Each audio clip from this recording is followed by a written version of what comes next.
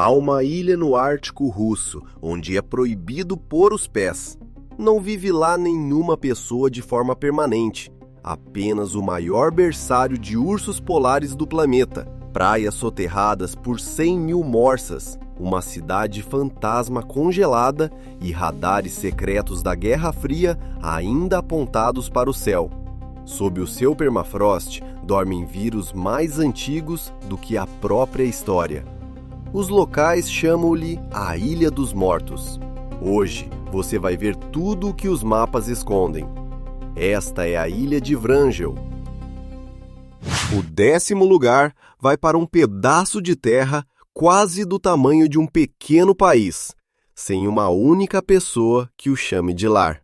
A Ilha Vrangel fica bem longe, no Oceano Ártico, ao norte da Rússia continental, com cerca de 7.500 km² de tundra, montanhas baixas e costa congelada. Sobrevoo isso agora mesmo e você não veria cidades, nem fazendas, nem estradas que levem a lugar nenhum. Um punhado de guardas da reserva e uma pequena rotação de soldados passa por ali, fica alguns meses e depois vai embora. Quando eles partem, a ilha volta a pertencer inteiramente aos animais. Há uma ironia estranha até no nome.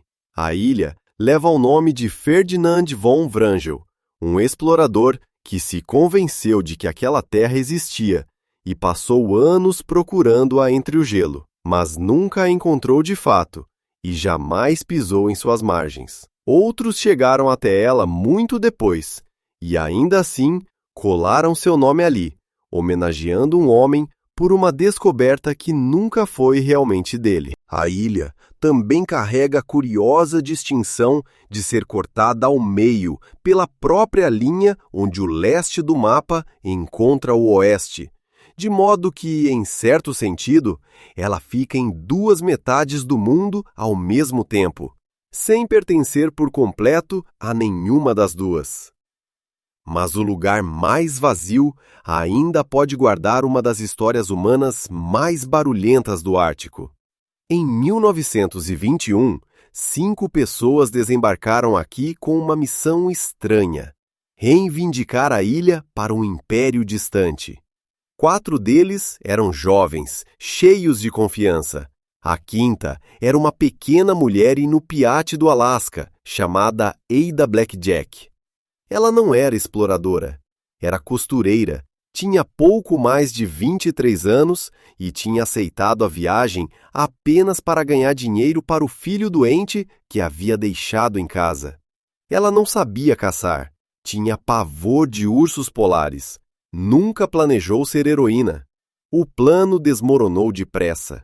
Os suprimentos nos quais eles contavam nunca chegaram. Um inverno brutal se emendou em outro. A fome se infiltrou no acampamento, e com ela o escorbuto, manchas roxas na pele, gengiva sangrando, corpos falhando aos poucos. Em desespero, 3 dos homens partiram sobre o gelo do mar em direção à Sibéria para buscar ajuda. Caminharam rumo à imensidão branca e nunca mais foram vistos. Nenhum corpo, nenhum vestígio. Nada.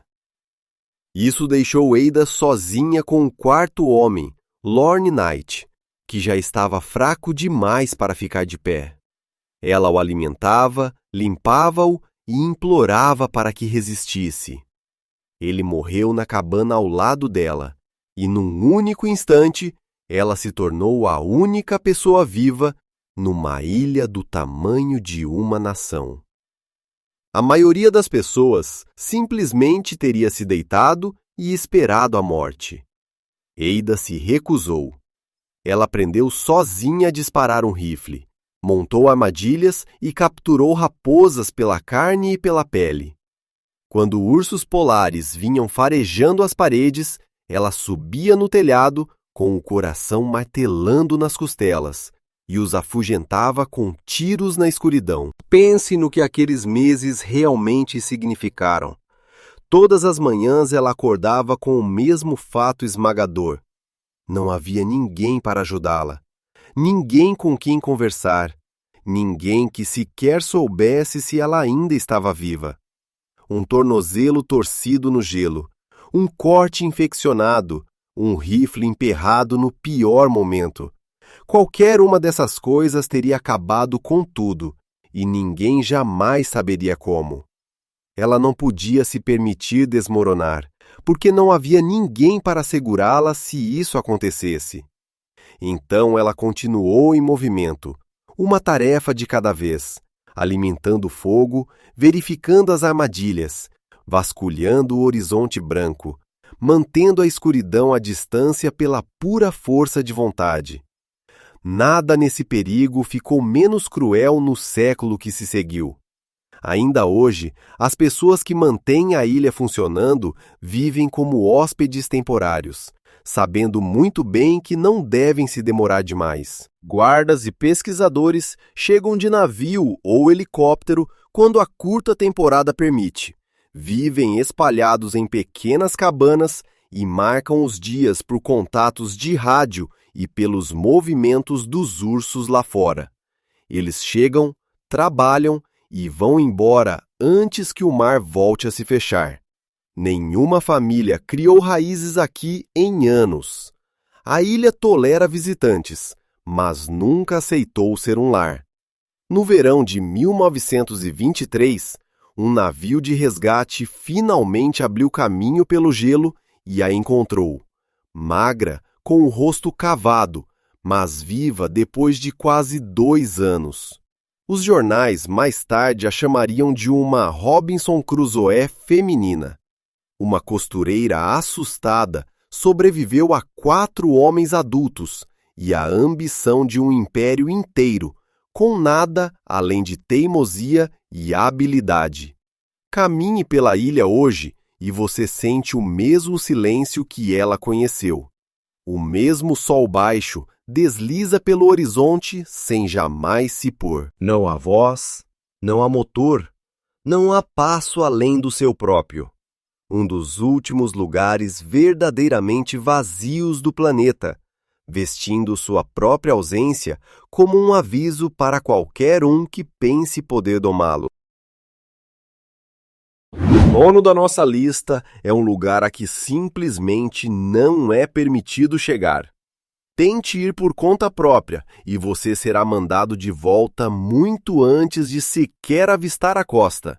A ilha de Wrangel não é apenas distante, ela está legalmente fechada. Fica dentro de uma zona de fronteira rigorosa da Rússia e, além disso, é uma reserva natural protegida, uma das mais vigiadas de todo o país. Para pisar aqui, você precisa de uma autorização especial, carimbada pelos serviços de segurança, além de uma permissão separada da própria reserva.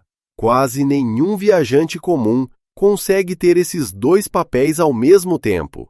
A ilha conquistou seu status de proteção lá em 1976, quando foi declarada reserva natural rigorosa, e em 2004 entrou para a lista dos sítios naturais mais valiosos do mundo, reconhecida como um tesouro que vale a pena proteger em nome de toda a humanidade. Mas o reconhecimento no papel só apertou ainda mais os cadeados. Ficar famosa não a tornou aberta, tornou-a ainda mais cuidadosamente selada do que nunca. Um lugar que o mundo concordou ser inestimável, justamente porque pouquíssimos jamais teriam permissão para tocá-lo. Não há voos que você possa reservar. Não existe balsa com guichê de passagens. As únicas formas de entrar são um raro navio de pesquisa ou um navio de expedição caro, que precisa avisar com antecedência por rádio, esperar a aprovação e torcer para que o gelo abra caminho. Mesmo assim, os visitantes são contados, monitorados e mantidos em áreas demarcadas. Saia da rota e você estará infringindo várias leis ao mesmo tempo. Para o pequeno número de forasteiros que realmente consegue chegar, o preço é alto em todos os sentidos. Uma cabine em um desses navios raros pode custar o mesmo que um carro, E mesmo assim, isso compra apenas algumas horas vigiadas em terra, sob observação constante. Aventureiros de ocasião que tentam entrar sem a documentação certa correm o risco de multas, prisão e de serem levados de volta imediatamente pelo mesmo caminho por onde vieram. Então, por que proteger uma ilha vazia com tanta rigidez? Parte da resposta está na vida selvagem. Este é um santuário e os guardas o protegem de caçadores ilegais que não hesitariam em matar ursos polares e morsas por suas peles e presas. Mas outra parte é pura geografia. A ilha fica perto da linha sensível, onde as águas árticas da Rússia se encontram com o resto do mundo. Não muito longe da fronteira marítima com os Estados Unidos, ao longo de uma das rotas de navegação mais estratégicas do planeta. E isso a transforma em mais do que um refúgio para animais. Ela vira um posto de controle no topo do mundo. Essa dupla identidade, meio santuário de vida selvagem, meio fronteira estratégica, é o que torna a ilha tão extraordinariamente fechada. Muitos parques naturais restringem por onde você pode andar. Muitas zonas de fronteira mantêm estrangeiros do lado de fora. Aqui, as duas coisas se sobrepõem por completo, de modo que um turista curioso e um agente estrangeiro são barrados pela mesma muralha de regras. Quer você venha com uma câmera ou com intenções mais sombrias, a resposta é a mesma palavra curta, sustentada ao mesmo tempo pelo gelo, pela distância e pela lei. Não. Fique na borda da área permitida e você consegue sentir isso, a certeza silenciosa de que está sendo observado. O vento não traz som humano algum, mas você não está livre. Placas desbotadas mandam você recuar. Em algum lugar além do horizonte, uma patrulha já sabe exatamente quem está na ilha e quem não está.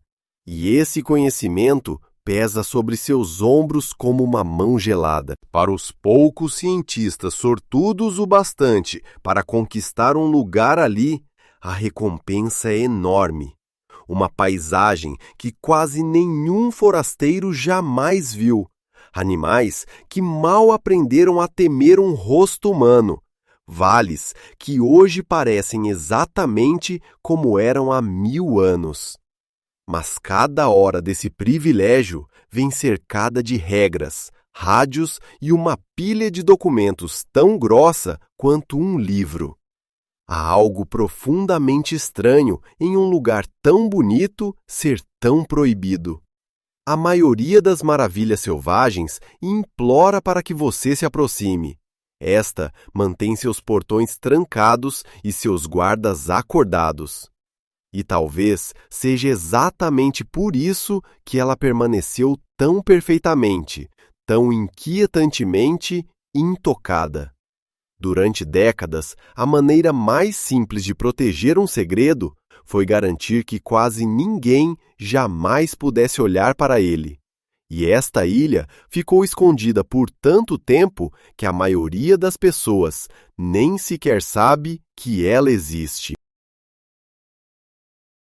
O oitavo lugar pertence a um inimigo que você não pode enfrentar, subornar, nem deixar para trás: o próprio clima. E na ilha de Vangel, o clima tenta matar você quase todos os dias. Este é um dos lugares mais hostis de toda a Rússia. Um canto do Ártico onde o ar, o vento e o gelo se unem contra tudo o que é quente e respira. Comece pelo vento. Aqui ele não sopra, ele ataca. As tempestades chegam gritando do mar congelado com força suficiente para derrubar um adulto e arrastar equipamentos soltos pela tundra. Os moradores têm uma palavra para isso: purga. Uma nevasca tão densa que o mundo simplesmente desaparece. Numa purga de verdade, você não consegue ver nem a própria mão estendida.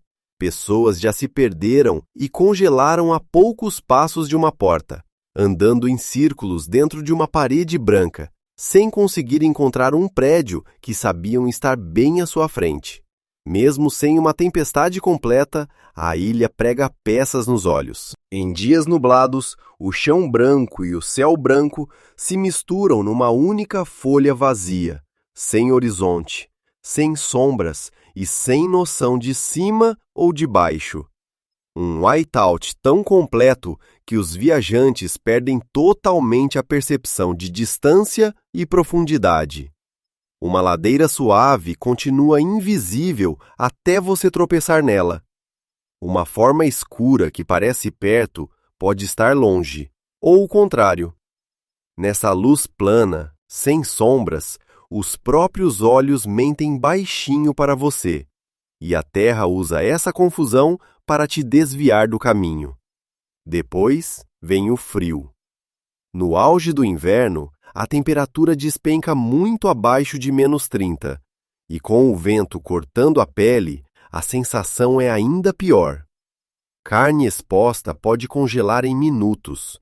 O hálito vira gelo nos cílios e na pelagem ao redor do capuz. O metal queima os dedos se você tocar sem luvas, e a escuridão piora tudo. Durante semanas seguidas, o sol simplesmente não nasce, e a ilha atravessa uma longa noite polar iluminada apenas pela lua, pelas estrelas e, às vezes, pelas fitas esverdeadas e fantasmagóricas da aurora boreal. Essa longa noite desgasta a mente tanto quanto o corpo. O mundo encolhe até o pequeno círculo de luz ao redor de uma lâmpada. O tempo perde a forma quando não há amanhecer para marcar o começo do dia. E as pessoas contam os dias até aquele primeiro fio de sol no horizonte, como se fosse um resgate, porque de certa forma silenciosa o verão mal merece esse nome. Por algumas poucas semanas, o sol se recusa a se pôr, girando pelo céu dia e noite, e a temperatura sobe apenas alguns graus acima de zero. A neve recua, a tundra se cobre de pequenas flores, e nuvens de mosquitos sobem do solo encharcado. Mas mesmo assim, uma neblina fria entra do mar sem aviso, engolindo a costa, e a neve pode cair em qualquer mês do ano. O gelo decide tudo. Durante a maior parte do ano, o oceano ao redor da ilha congela por completo, isolando-a do mundo.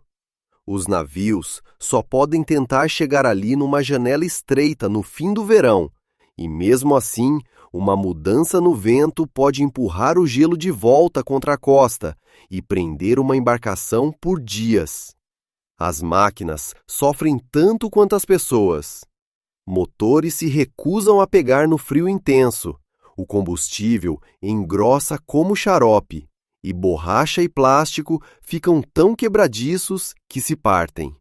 O socorro nunca está a uma ligação de distância. Se um veículo morrer longe de abrigo no clima errado, a equipe pode enfrentar uma longa e perigosa caminhada com a tempestade nas costas. Aqui fora, um pequeno erro não continua pequeno.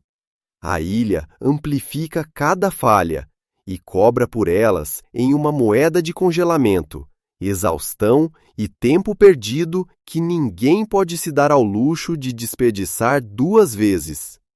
Tudo o que vive aqui se curva a essas regras ou morre. Os animais desenvolvem pelagens espessas e grossas camadas de gordura, e muitos simplesmente vão embora quando o pior se aproxima. Os poucos humanos que ficam aprendem a respeitar o céu acima de tudo, a nunca viajar longe sem abrigo e suprimentos, e a tratar uma hora calma e limpa como um presente a ser aproveitado na hora, porque ela não vai durar. Há uma honestidade brutal em um lugar assim. Ele não finge se importar se você vive ou morre. Ele simplesmente é o que é. Vasto, congelante e completamente indiferente. E o conforto aqui não é algo que lhe dão, mas algo que você precisa arrancar de volta do clima. Uma pequena janela de cada vez. Em sétimo lugar, está uma praia que você consegue sentir muito antes de vê-la. Uma faixa de areia tão lotada de corpos enormes que quem a visita a chama de cemitério. Todo outono, quando o gelo marinho recua da costa, dezenas de milhares de morsas do Pacífico saem da água e invadem as praias da Ilha Wrangel. No auge da temporada, o número pode chegar perto de 100 mil animais, amontoados lado a lado até que a areia desapareça por completo, sob um tapete pulsante de carne marrom e presas brancas. O som chega primeiro, depois o cheiro. De longe, você ouve uma parede de ruído, grunhidos, mugidos e rugidos graves se misturando em algo que parece quase um motor. E o fedor é inesquecível, um cheiro denso e oleoso de gordura, excrementos e peixe em decomposição que gruda no fundo da garganta e fica impregnado na roupa por horas. Chegue mais perto e você vê os próprios animais, cada um mais pesado que um carro pequeno, com a pele enrugada e em tons rosados e acastanhados, e as longas presas de marfim raspando nas dos vizinhos, enquanto disputam espaço. Há um motivo para tanta gente se reunir aqui, e ele não é nada feliz. As morsas, na verdade, não querem ficar espremidas numa praia. Durante muito tempo, preferiam descansar sobre o gelo marinho flutuante, derivando acima das áreas de alimentação e descendo ao fundo do mar para cavar moluscos sempre que queriam. Mas, à medida que o gelo recua cada vez mais para o norte a cada verão, essa plataforma flutuante desaparece debaixo delas, e os animais são forçados a ir para a costa em multidões enormes e desesperadas. Os gigantescos rebanhos dessas praias são, em parte, um sinal de um mundo que está mudando sob suas nadadeiras.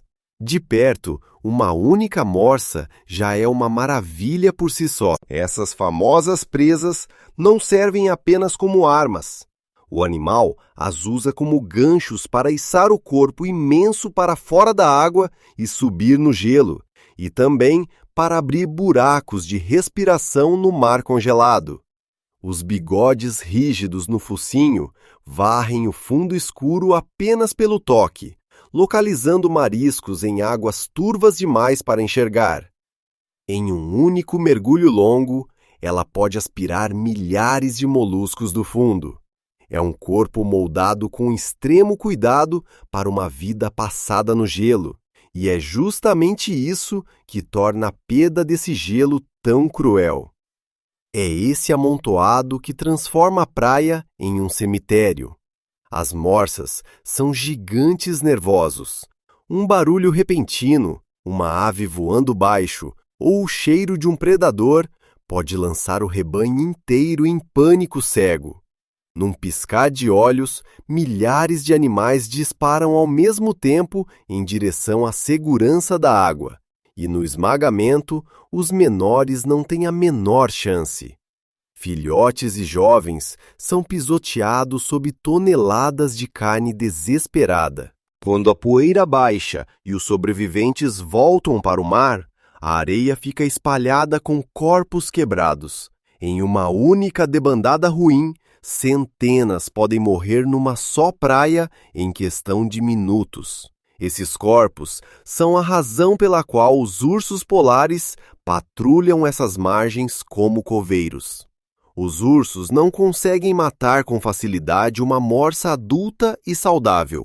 Um macho adulto pode pesar mais do que um urso e ainda reagir com presas como punhais. Então, em vez disso, os ursos esperam e se alimentam dos mortos deixados para trás depois de cada debandada. Às vezes, um urso chega até a provocar o pânico de propósito, caminhando em direção ao rebanho só para desencadear a corrida mortal e recolher os que caem depois.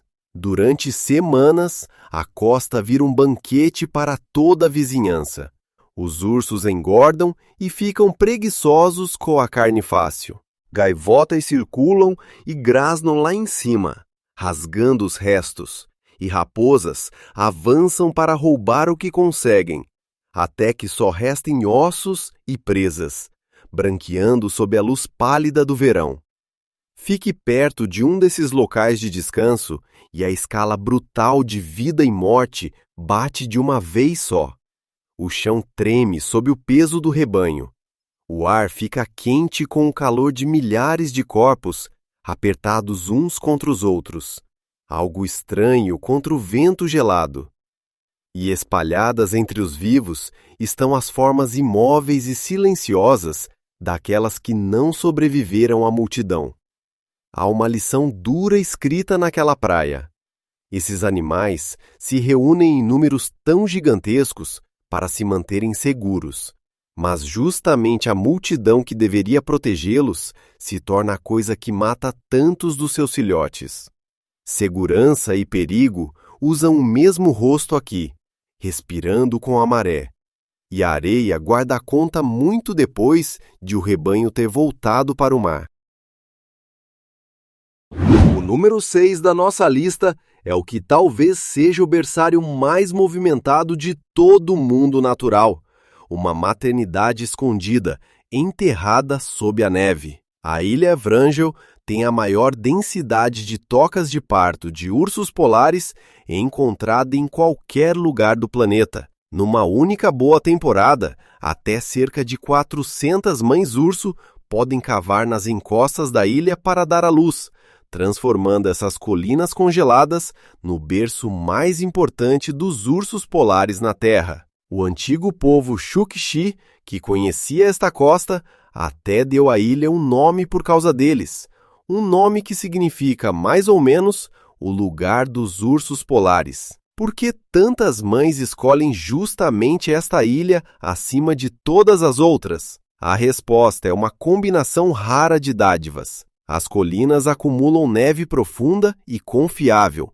perfeita para cavar uma toca segura. O mar ao redor congela todos os invernos, formando uma plataforma sólida de caça, onde a mãe encontra as focas de que precisa. E as concentrações de morsas e outras presas ao longo da costa significam que uma fêmea bem alimentada consegue construir a espessa camada de gordura da qual terá de viver enquanto estiver selada no subsolo. Tudo o que uma ursa grávida poderia pedir acaba se reunindo neste único lugar congelado, e geração após geração elas continuam voltando para cá. Tudo começa no outono.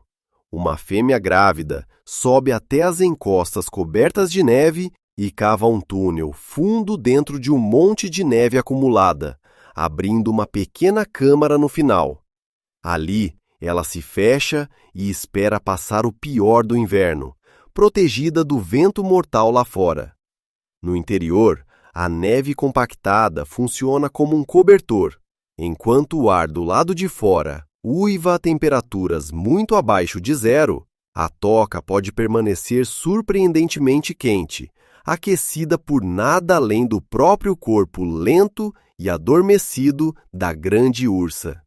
O que vem a seguir é um dos fatos mais estranhos de toda a natureza. No auge do inverno, na escuridão total, ela dá à luz, e os filhotes são minúsculos. Os recém-nascidos de urso polar não são maiores do que um porquinho da Índia. São cegos, quase sem pelos e completamente indefesos. Não conseguem enxergar, não conseguem andar e não sobreviveriam nem por um minuto ao frio lá fora. Só conseguem fazer uma coisa: se encostar no calor da mãe e beber o leite rico que ela produz. Durante meses, a mãe não come nem bebe absolutamente nada. Ela vive inteiramente da gordura que acumulou no verão, entregando o próprio corpo gota a gota em forma de leite. No silêncio abafado da toca, só se ouve a respiração dela, os pequenos guinchos dos filhotes e o leve cheiro quente de pelo e leite na escuridão. Contar essas famílias escondidas é uma ciência à parte. Como as tocas ficam enterradas e as mães são ferozmente protetoras, os pesquisadores não podem simplesmente se aproximar e olhar. Em vez disso, eles seguem os sinais sutis. Um buraco de respiração aqui, um conjunto de pegadas ali, uma leve depressão na neve onde há uma câmara lá embaixo. Juntando as peças para descobrir quantas mães a ilha está abrigando em cada ano. A contagem sobe para centenas, repetidas vezes, confirmando que em nenhum outro lugar do planeta tantos ursos polares começam a vida tão perto uns dos outros. Isso faz desta ilha algo precioso no mundo em aquecimento. Em todo o Ártico, os ursos polares lutam para sobreviver, à medida que o gelo marinho sobre o qual caçam derrete cada vez mais cedo a cada ano. Um berçário confiável, um lugar onde as mães ainda podem contar com neve profunda e uma plataforma de caça congelada, se torna mais valioso a cada década que passa. Se os grandes ursos brancos ainda tiverem algum futuro, fortalezas silenciosas como esta, protegidas e ricas em tudo que uma mãe precisa, podem estar entre os últimos lugares a manter a linha por eles. Então, na primavera, a neve amolece e o momento finalmente chega. A mãe rompe o teto da toca e os filhotes piscam pela primeira vez diante de uma luz branca e ofuscante. Eles saem cambaleando pela encosta, com as patas trêmulas, fofos e redondos, deslizando e rolando na neve enquanto testam o próprio corpo pela primeira vez. Mas nascer aqui é apenas o primeiro obstáculo. A segurança suave da toca desaparece para sempre, e a mãe precisa levá-los até o mar congelado para caçar, atravessando uma paisagem quebrada e perigosa, onde nem todos sobreviverão para ver o primeiro ano de vida. Esta ilha árida e hostil não é de forma alguma um lugar de morte para os ursos polares. É onde mais deles nascem do que em qualquer outro lugar do mundo. Um berçário escondido sob o gelo, dando a milhares de corações minúsculos o seu frágil e gelado começo. O quinto lugar é ocupado por uma cidade inteira na ilha Wrangel, que os vivos simplesmente abandonaram e deixaram entregue ao frio. Há ruas, casas, uma escola e um porto. O que não há é gente. Houve um tempo em que havia famílias aqui, crianças, cães, o cheiro de fumaça de lenha e de comida sendo preparada. Agora, só resta o vento passando pelas janelas quebradas e a neve se espalhando pelos pisos vazios. A aldeia nasceu da ambição. Lá em 1926, o governo soviético queria uma presença humana permanente na ilha. Então levou colonos para o norte, atravessando o mar. Caçadores e suas famílias, enviados para construir uma vida na borda do mapa. Durante décadas, a pequena comunidade resistiu.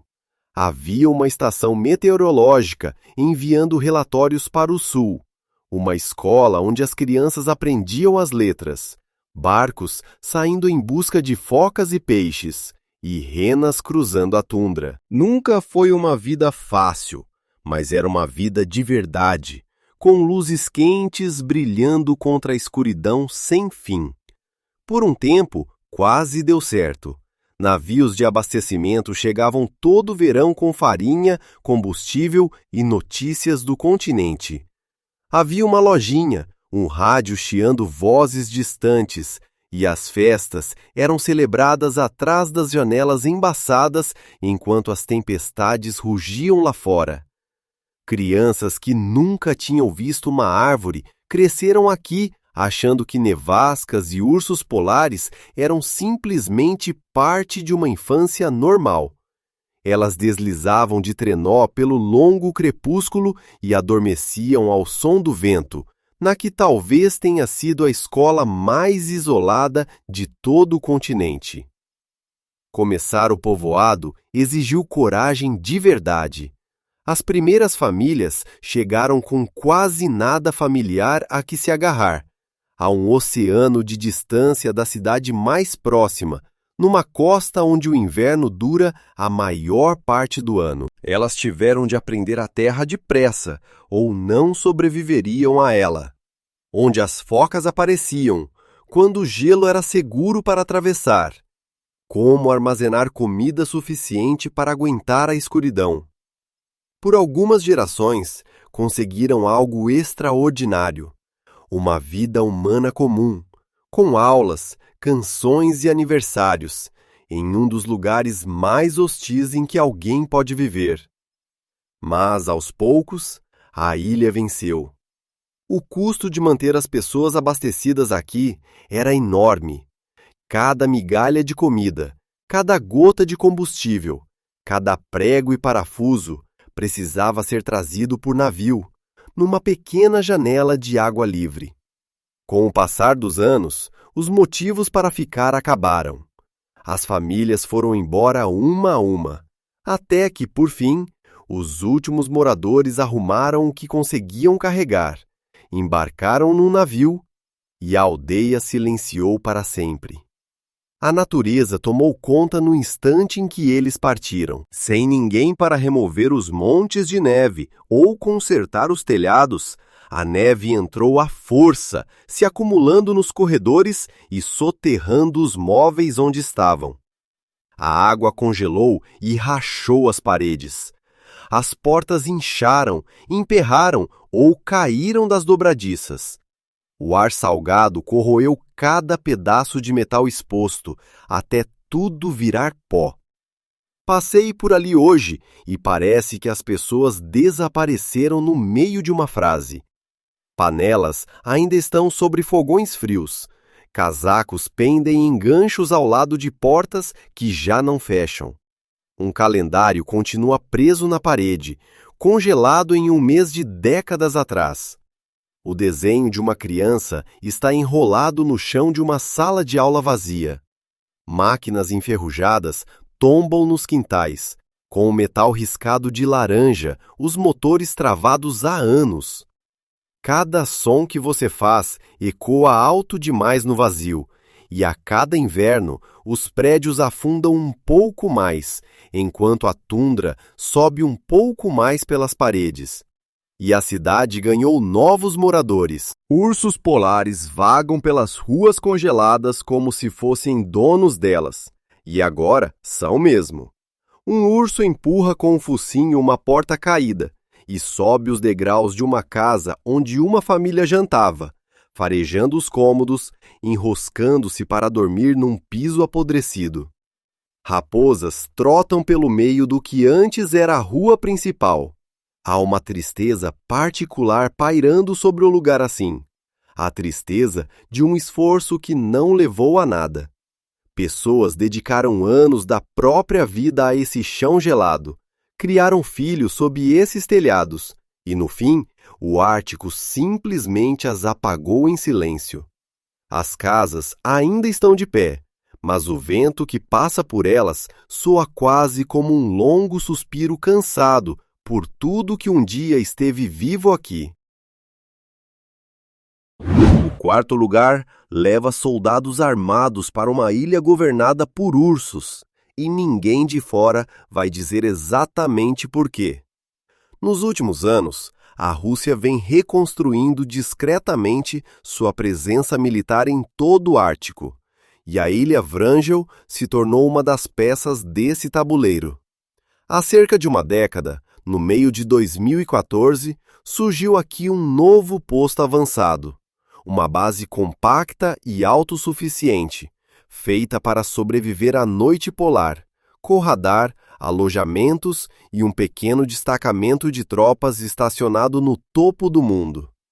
Esse único posto avançado é apenas um nó numa rede muito maior. À medida que o gelo polar derrete e antigas rotas marítimas congeladas se abrem, o Ártico virou um prêmio que vários países, de repente, querem dividir. Suas rotas de navegação, sua pesca e o petróleo e o gás que se acredita estarem sob o fundo do mar. Em resposta, a Rússia vem reabrindo bases antigas e erguendo novas ao longo de toda a sua costa norte. Fortalezas autossuficientes, construídas para funcionar por 1 ano sem reabastecimento, com combustível, comida e tripulações selados lá dentro contra o frio. A base nesta ilha é uma das peças mais distantes desse enorme tabuleiro de xadrez congelado. Oficialmente, a missão é simples. A base vigia o céu e o mar. Seu radar varre o espaço aéreo em busca de aeronaves desconhecidas e acompanha os navios que seguem pela rota marítima do norte, a cada vez mais valiosa via de navegação que cruza a costa ártica da Rússia à medida que o gelo recua. Desta ilha solitária, os soldados conseguem enxergar longe, sobre águas que até pouco tempo atrás eram quase totalmente sem vigilância. É um posto de escuta e observação, fincado num lugar que nenhum inimigo jamais esperaria ver ocupado. O momento não é coincidência. Durante a maior parte da história, o Oceano Ártico foi uma tampa sólida e inútil de gelo, algo com que nenhuma marinha se importava de verdade. E isso está mudando rápido. À medida que o gelo afina, os navios conseguem cada vez mais cruzar o topo do mundo, encurtando enormemente a viagem entre continentes.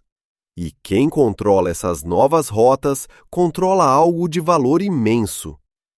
Um posto avançado que antes não guardaria nada, agora fica ao lado de uma rota que, um dia, pode transportar uma fatia real do comércio mundial. A ilha não se moveu. O mapa é que se moveu ao redor dela. Mas uma base armada numa ilha vazia, isolada de qualquer contato externo, é o tipo de coisa que alimenta sussurros. Por que colocar soldados num pedaço de tundra congelada, onde o vizinho mais próximo é uma morsa? Alguns apontam que a ilha fica perto da fronteira marítima com os Estados Unidos e argumentam que, seja lá qual for o equipamento que pulsa dentro dessas paredes, ele está claramente voltado para vigiar o outro lado. Outros vão mais longe, espalhando rumores sobre tecnologia secreta, capacidades ocultas e sobre quanto do que acontece por aqui chega a aparecer em qualquer registro público. A verdade nua e crua é que na maior parte do tempo só sabemos o que nos contam, e por aqui contam muito pouco. A vida na base é uma história estranha por si só. Os prédios são pintados em faixas marcantes de branco, azul e vermelho, um toque de cor forte contra um mundo de cinza e branco. Lá dentro, geradores rugem dia e noite, tentando vencer um frio que nunca dorme. Os soldados podem passar meses sem ver ninguém que já não esteja ali com eles. Quando saem, carregam armas menos por causa de qualquer inimigo humano e mais por causa dos ursos polares que se aproximam das cercas sem medo, curiosos, atraídos pelo cheiro de calor e comida. O isolamento molda tudo.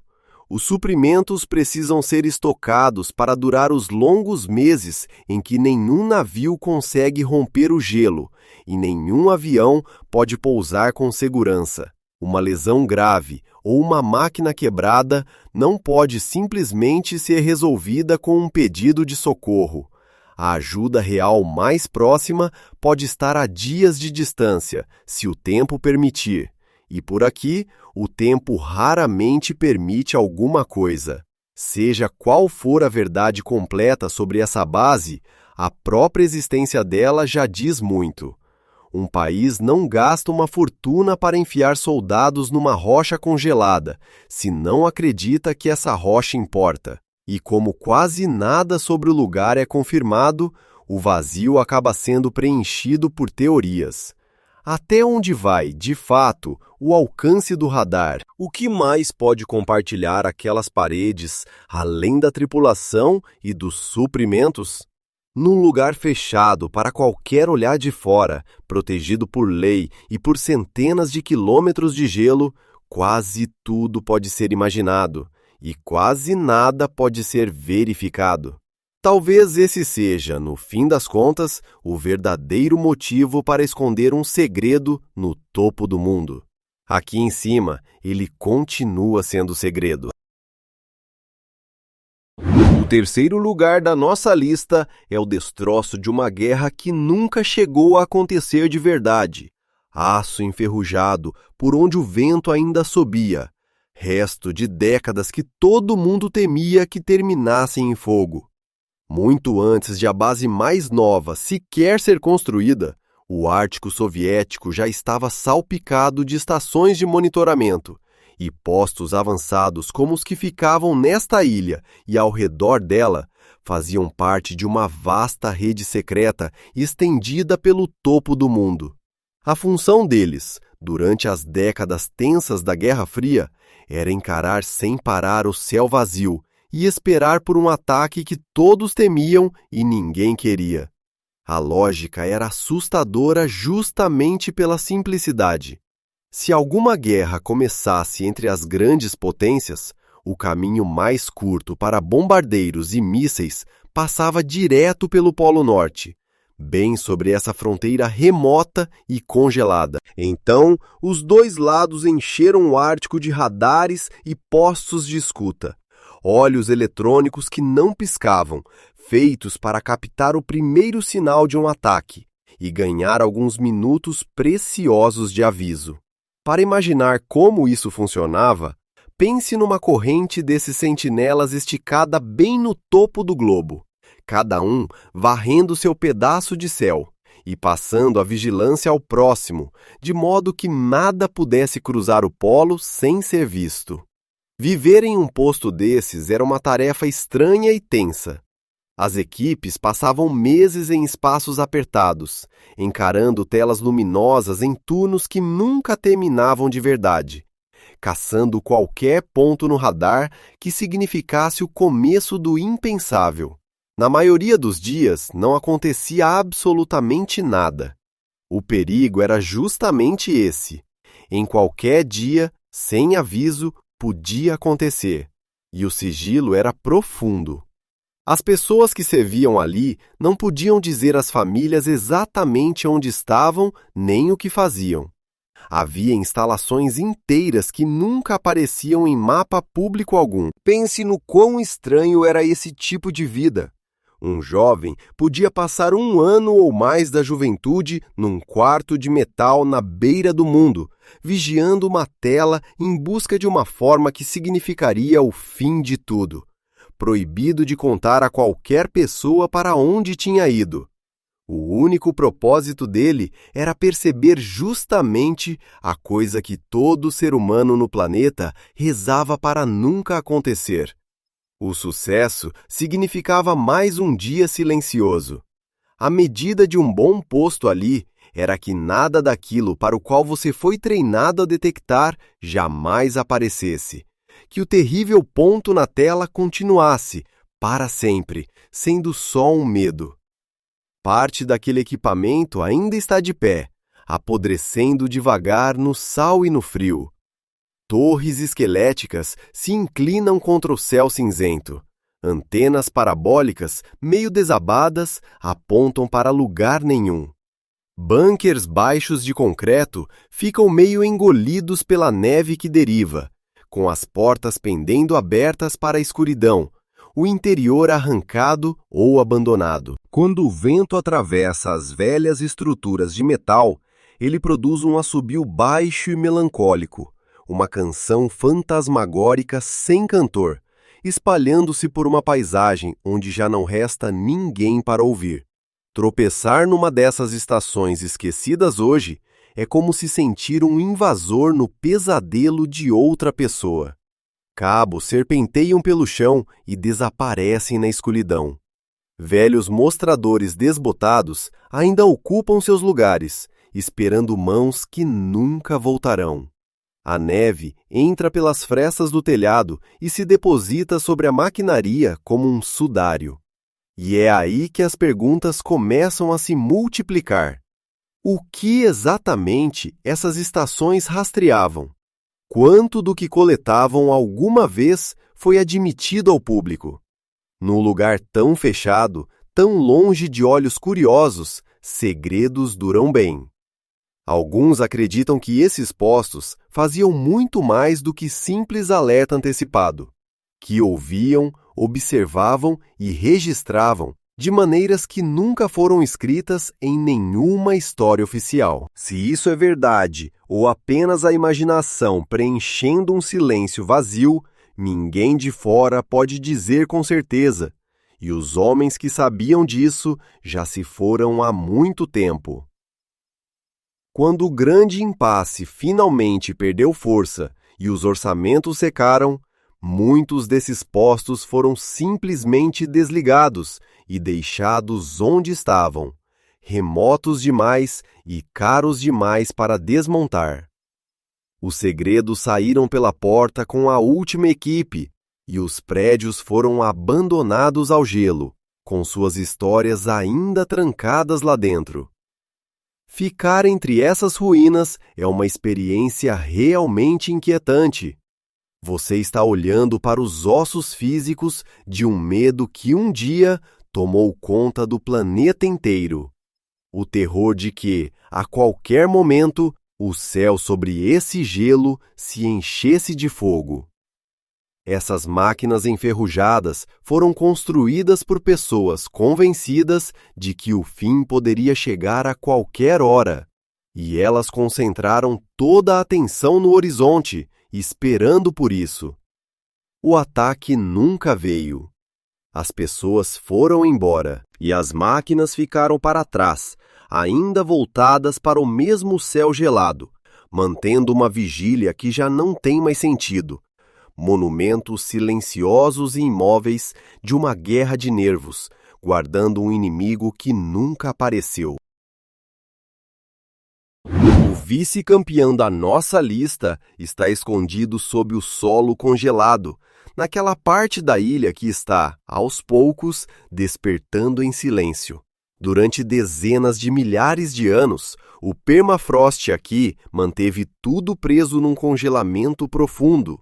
O solo, as plantas e os corpos de animais mortos há muito tempo, todos selados e preservados como objetos dentro de um enorme congelador natural.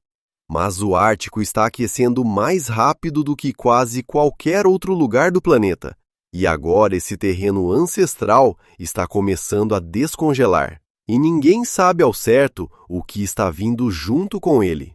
Para entender por que isso importa, é preciso entender o que o permafrost realmente é. É um solo que permaneceu congelado de forma sólida não apenas por um inverno, mas por milhares de anos, sem jamais descongelar. Tudo o que cai ali, uma folha, um osso, um corpo, um micro-organismo, fica preso e conservado quase perfeitamente, com a própria química desacelerada, quase até parar por causa do frio. É isso que faz desse solo congelado um preservador tão impecável. Ele não apenas enterra o passado, ele o mantém fresco, em pausa, pronto para voltar a funcionar no instante em que aquecer o suficiente para se mover. É isso que deixa os cientistas que o estudam inquietos. Em laboratórios cuidadosos e selados, eles pegaram amostras desse solo antigo, aqueceram-nas com delicadeza e observaram pequenos seres vivos que não se mexiam desde muito antes das primeiras cidades humanas despertarem e começarem a se alimentar, crescer e se reproduzir de novo.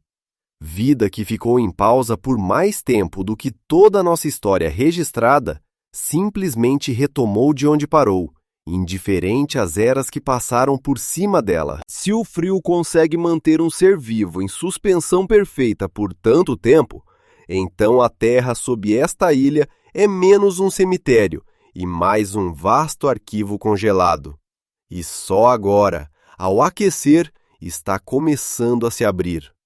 A Terra congelada é uma cápsula do tempo, e nem sempre uma amigável. Em todo o Ártico, cientistas que trabalham nesse tipo de permafrost já retiraram micro-organismos que estavam presos no gelo havia 30, 40, até quase 50 mil anos, e os trouxeram de volta à vida no laboratório. Ao microscópio, vírus que haviam se mexido pela última vez quando o mundo ainda estava em plena era glacial, simplesmente acordaram e voltaram a se multiplicar, como se o tempo não tivesse passado. A maioria dos que foram reanimados até agora ataca apenas pequenas amebas e não oferece perigo para nós. Mas eles provaram um ponto profundamente perturbador. Algumas coisas podem dormir nesse solo por um tempo inimaginável e ainda assim retornar. É isso que tira o sono de certos pesquisadores. Se um vírus inofensivo para amebas consegue sobreviver 50 mil anos no congelamento, o que mais pode estar lá embaixo? Presos nesse solo estão os restos de incontáveis criaturas que morreram ao longo das eras, e com eles, potencialmente, os germes que as mataram. Já vimos um aviso do que isso pode significar. Em outro ponto do Ártico russo, a carcaça de um animal em descongelamento liberou antraz há muito enterrado, deixando pessoas e animais da região doentes. O solo, ao que parece, nem sempre guarda seus mortos em segurança. É aqui que começam a crescer as teorias mais sombrias, de antigas pragas esperando sob o gelo pelo momento em que o degelo as liberte, de o que poderia acontecer se a coisa errada fosse desenterrada de propósito num lugar tão remoto e tão isolado. A ciência é sóbria. O medo é, em grande parte, especulação. Mas, de pé sobre um terreno que está liberando em silêncio vida mais antiga do que toda a história humana, é muito difícil não sentir um frio que não tem nada a ver com o vento. Você gostaria que cientistas desenterrassem e despertassem algo que dormiu por 50 mil anos? Me diga a verdade nos comentários. Há um segundo perigo enterrado aqui também, mais silencioso, mas muito maior. Todo esse solo congelado está cheio de restos de plantas e animais antigos, e à medida que descongela, esse material armazenado começa a apodrecer e liberar gases no ar. O mesmo tipo de gás que prende o calor e faz o planeta inteiro aquecer mais rápido. Em outras palavras, o solo que descongela ajuda a aquecer o mundo. E o mundo mais quente descongela ainda mais solo, num ciclo que se alimenta sozinho. Dá até para ver o degelo acontecendo. Em alguns lugares, a terra afunda e racha, desmoronando em buracos e depressões estranhas, à medida que o gelo por baixo derrete. A água do degelo se acumula onde antes havia solo firme. No verão, a tundra amolecida exala o cheiro azedo e terroso de coisas há muito enterradas, apodrecendo finalmente ao ar livre. E bolhas de gás antigo sibilam através da terra em derretimento.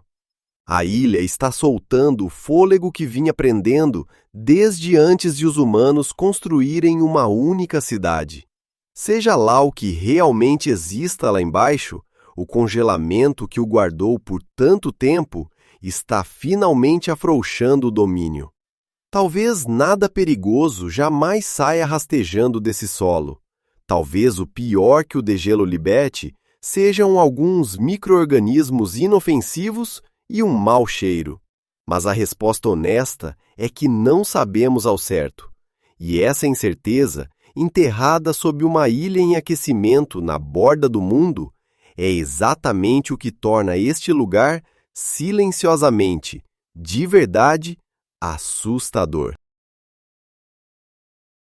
E em primeiro lugar, o segredo número 1 da Ilha Wrangel está uma história mais antiga do que qualquer mapa na parede. A razão pela qual os povos que conheciam esta costa muito antes de nós a chamavam de Ilha dos Mortos. Para os caçadores da costa Chukchi, aquilo nunca foi apenas um pedaço de rocha perdido no mar. Era um lugar envolto em medo e mistério. Uma terra que parecia pertencer mais aos espíritos do que aos vivos, e eles falavam dela em voz baixa, ao redor das fogueiras. Parte desse medo vinha simplesmente do jeito como a ilha se comportava. Vinda do continente, ela surgia no horizonte num dia limpo, uma linha azul clara flutuando entre o mar e o céu, e então a neblina avançava e a engolia por completo, e ela desaparecia, como se nunca tivesse existido. Uma terra que aparece e some, que fica suspensa na própria borda da visão. É exatamente o tipo de lugar que as velhas histórias enchem de fantasmas. Alguns acreditavam que ela nem sequer estava presa ao mundo, mas era um país fantasma que vagava por aí, surgindo para atrair os desavisados para o gelo mortal. Dá para entender como essa ideia criou raízes.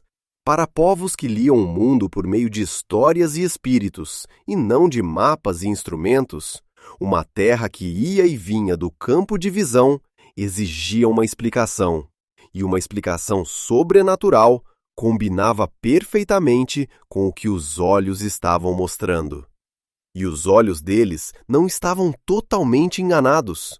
Sobre os mares gelados do Ártico, camadas de ar frio e mais quente podem curvar a luz de maneiras estranhas, levantando terras distantes acima do horizonte e fazendo-a cintilar, se esticar e pairar sobre a água, ou escondendo-as por completo atrás de uma cortina de névoa. Então, uma ilha realmente pode parecer surgir do nada e depois se dissolver de novo.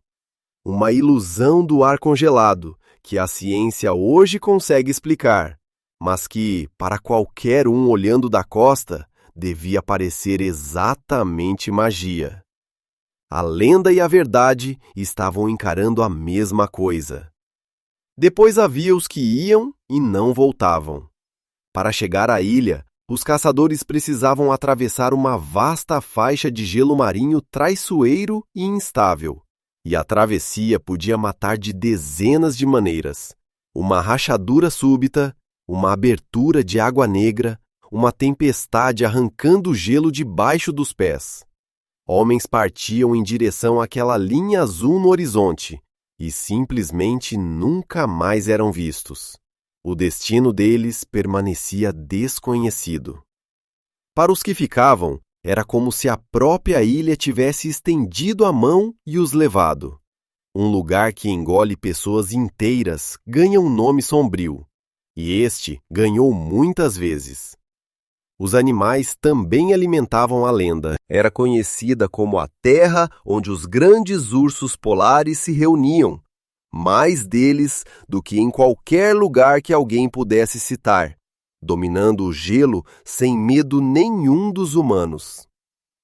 Remar em direção a uma ilha tomada pelos maiores predadores terrestres da Terra, em meio à neblina e aos blocos de gelo em movimento, era caminhar conscientemente para a morte. Não é de espantar que os contadores de histórias a imaginassem como uma fronteira entre o mundo dos vivos e aquilo que espera do outro lado. Uma linha que se cruzava por conta e risco, com um preço terrível. E o medo tinha um lado prático, transmitido como regra. Os mais velhos alertavam os jovens sobre quais travessias engoliam homens e em que épocas o gelo se tornava traidor. Certos lugares eram descritos como pertencentes aos espíritos e não deviam ser perturbados. Não eram superstições vazias, eram lições de sobrevivência, vestidas à linguagem do sagrado, conhecimento duramente conquistado sobre uma costa mortal, embrulhado em histórias para que ninguém esquecesse. E aqui está a parte mais estranha de todas.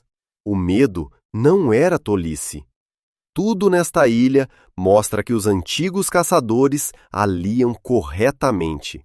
Ela é, de fato, um lugar onde o clima pode matar em minutos, onde o gelo prende e afoga, onde predadores gigantes superam os humanos em número, onde o próprio solo guarda os mortos congelados e agora os devolve lentamente ao ar. A ciência moderna e a lenda antiga, chegando a partir de extremos opostos do tempo, acabam dizendo quase a mesma coisa. Quando um povo chama o lugar de Ilha dos Mortos, muitas vezes está lembrando, à sua maneira, exatamente quantos dos seus ele levou. Aquilo nunca foi terra feita para os vivos. Talvez esse seja o verdadeiro mistério da Ilha Vrangel.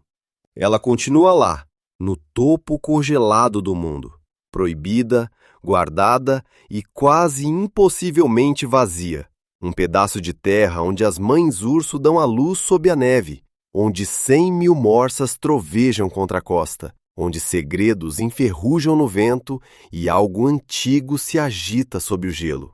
Os povos que vieram antes de nós olharam para tudo isso e deram a ela o único nome que fazia sentido. E, quando você finalmente entende tudo o que essa ilha esconde, começa a suspeitar que eles estavam certos o tempo todo. Algumas portas na borda do mapa estão fechadas por um motivo, e esta tem esperado em silêncio, no frio e na escuridão, por muito, muito tempo.